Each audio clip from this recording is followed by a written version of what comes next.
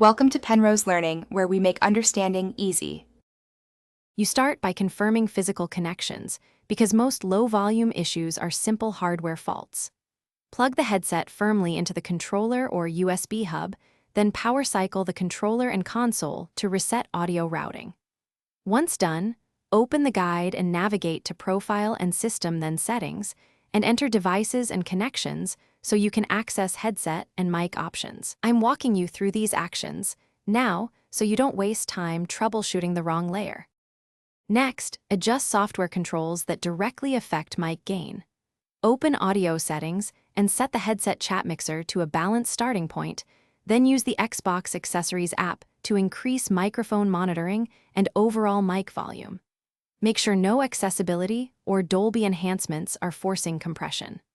Also check Party Chat settings and disable any exclusive apps that override hardware levels. These steps address why your voice sounds low despite correct wiring. Finish by isolating hardware and applying fixes.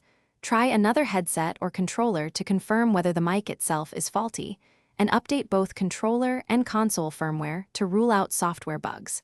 Test your mic in a party and in-game voice chat after each change to see what improved volume.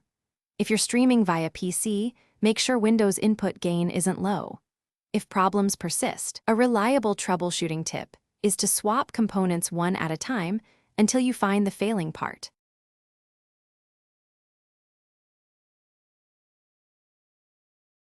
Thanks for watching. If this was helpful, leave a like and consider subscribing. See you next time.